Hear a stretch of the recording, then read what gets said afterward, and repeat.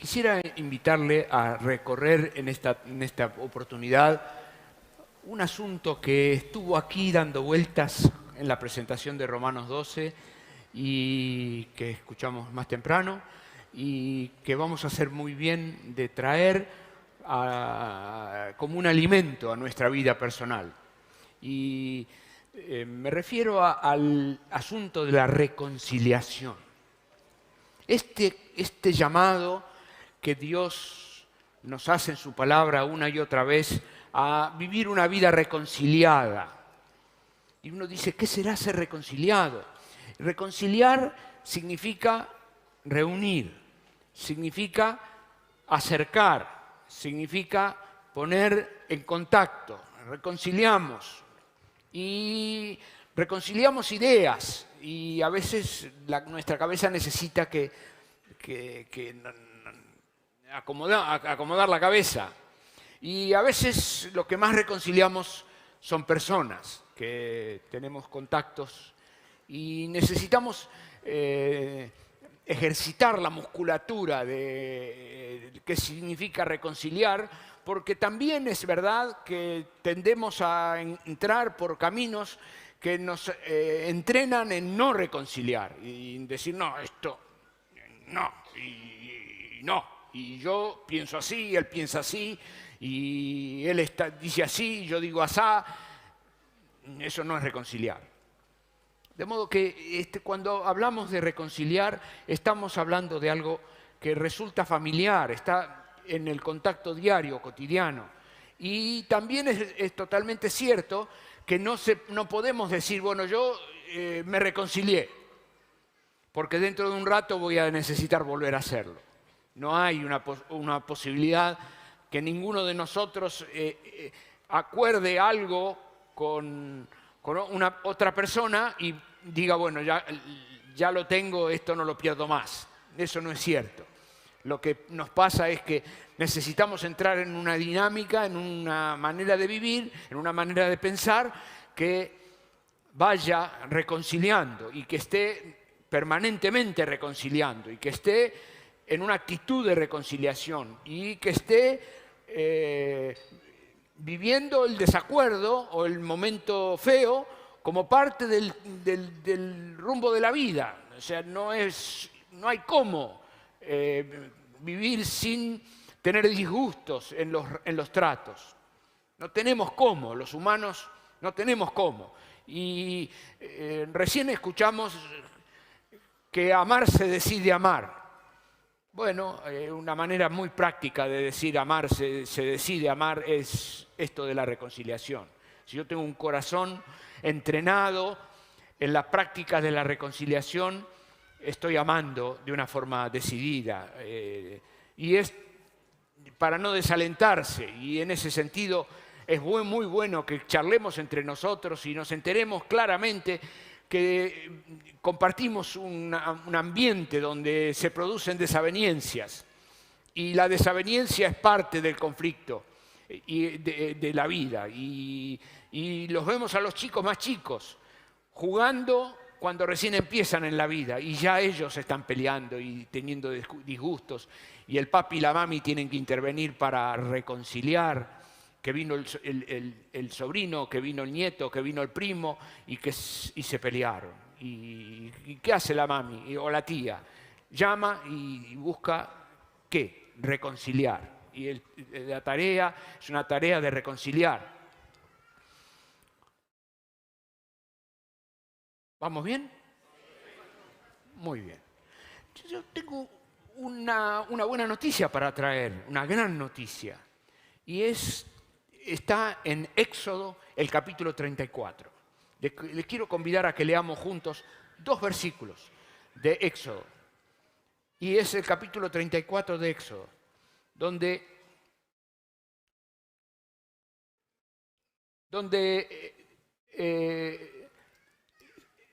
Dios está llamándolo a Moisés para darle las tablas de la ley en el monte Sinaí. Y está por acontecer un encuentro entre Dios y Moisés. Y el capítulo 34 de Éxodo nos ubica en la segunda vez que Moisés fue a buscar las tablas, porque la primera vez las recibió y las quebró. Y ahora Dios le dijo, hacete otras tablas nuevas que yo te voy a volver a dar por escrito. Y ahora en el verso 6 verso 5, 34 de Éxodo, verso 5, y Jehová descendió en la nube y estuvo con Moisés, con él, proclamando el nombre de Jehová. O sea que aquí estamos frente a un texto de la Escritura que nos dice que Dios estuvo con Moisés hablando acerca de Dios. Esto es una cosa muy interesante. No es que estamos leyendo la opinión de un autor o lo que le pareció o lo que dice Moisés, sino es lo que dice Dios. Y verso 6 dice, y pasando Jehová por delante de él, de Moisés, proclamó, Jehová proclamó. ¿Qué proclamó? Jehová, Jehová, fuerte. ¿Quiere leer conmigo? ¿Cómo? Misericordioso y piadoso. ¿Qué más dice?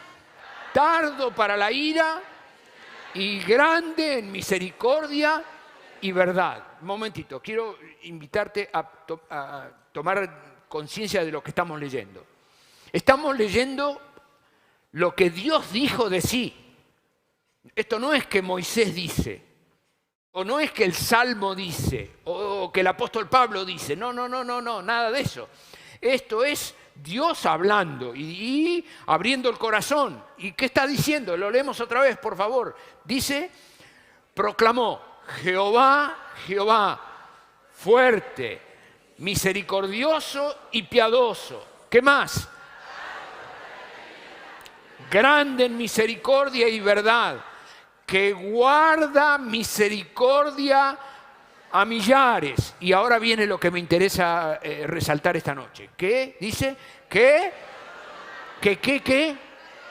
perdona la iniquidad. Que perdona la iniquidad. Mire, de todas las informaciones que nos ofrece la Sagrada Escritura, esta es una de las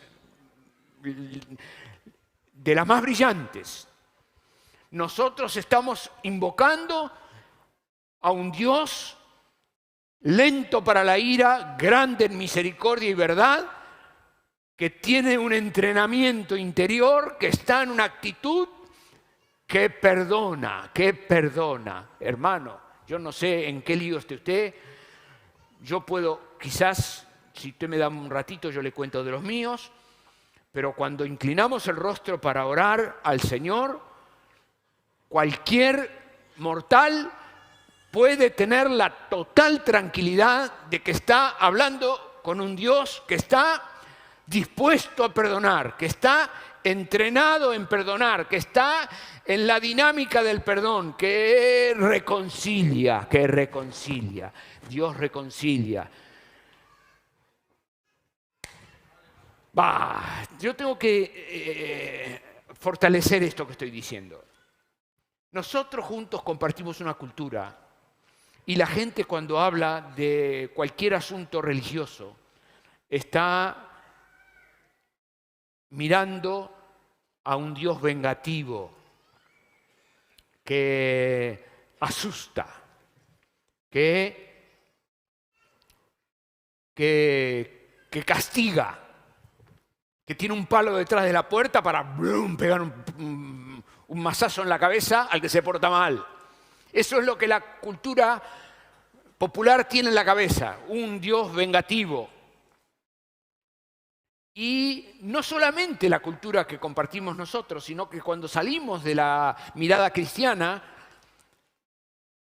que tiene metida esta mirada vengativa, todas las otras expresiones religiosas que conoce la humanidad son de dioses vengativos, que si no la pagás en esta vida, la vas a pagar en la próxima. Y si no lo pagás ahora, lo vas a pagar, lo vas a pagar.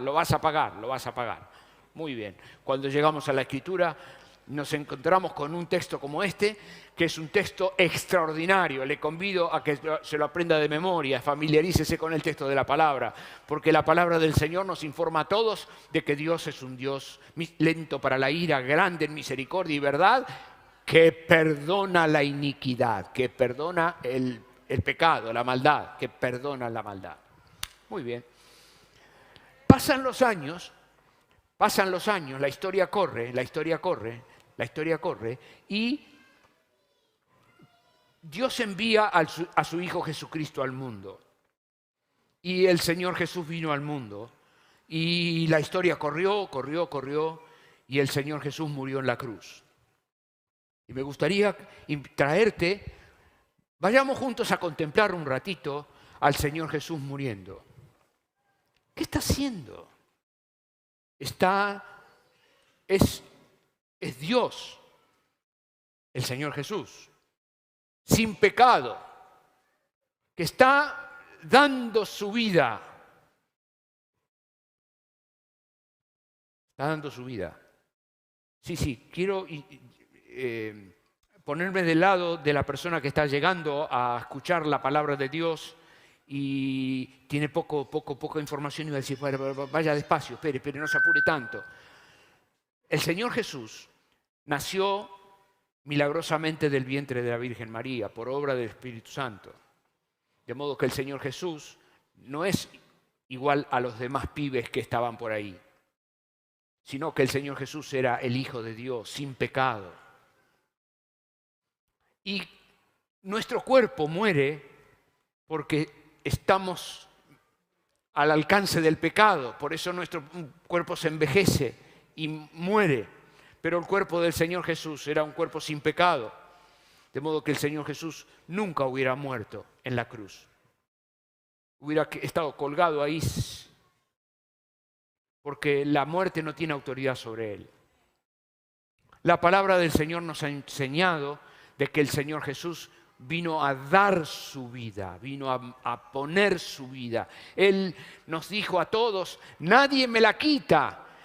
Yo no muero víctima del Imperio Romano, ni muero víctima de los principales sacerdotes, ni muero víctima de los clavos, ni del costado abierto. No. Nadie me quita la vida, nadie me quita la vida. El Señor Jesús es sin pecado. Es un otro que está muriendo.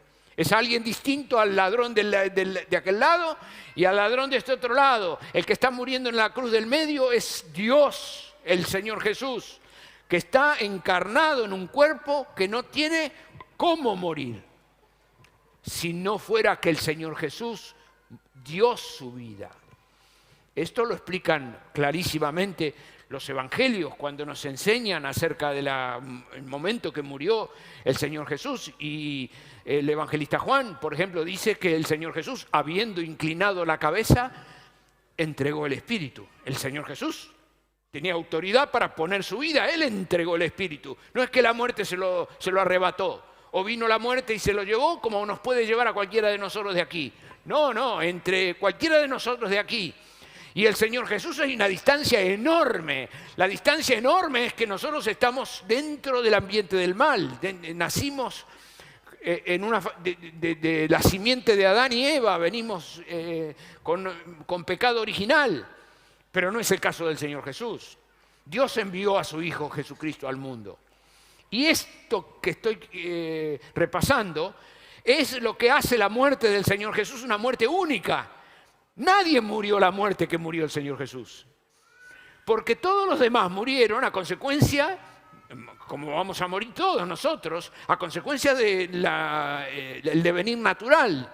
El devenir natural de la vida no es el caso del Señor Jesús.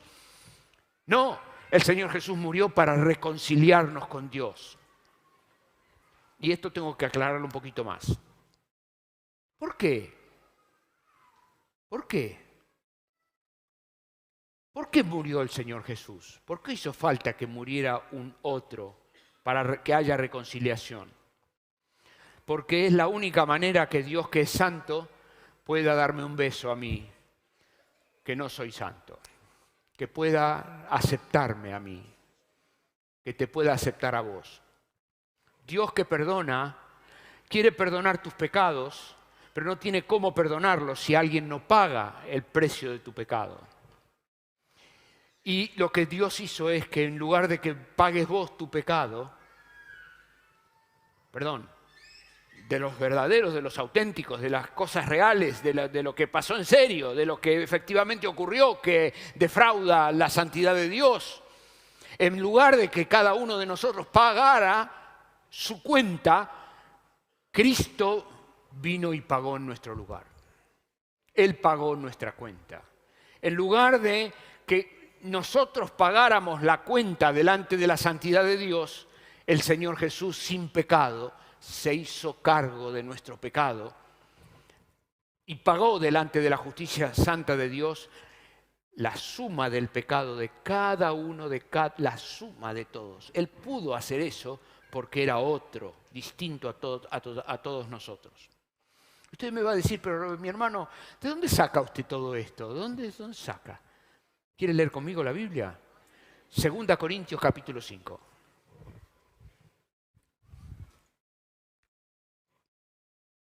Segunda Corintios 5. Y leamos en voz alta juntos. Así cada uno que está leyendo se certifica de que lo que estoy diciendo está en la palabra. Y se certifica personalmente de que lo que hablamos es la palabra de Dios. Segunda Corintios 5, 17. Y leemos así. De modo que si alguno está en Cristo, nueva criatura es. Las cosas viejas pasaron y aquí da ganas de decir con una afirmación vehemente, he aquí, todas las cosas son hechas nuevas. Y ahora viene el texto que vamos a leer. Y dice, y todo esto, que las cosas son hechas nuevas, y todo esto proviene de Dios, quien nos, ¿cómo? La palabrita que estamos usando esta noche, que nos reconcilió. ¿Cuándo nos reconcilió? Ayer, anteayer. Es un hecho que va ocurriendo, que nos reconcilia, que nos reconcilió consigo mismo. ¿Con quién? Con Dios, que nos reconcilió con Dios, que nos reconcilió consigo mismo por Cristo, por medio de Cristo.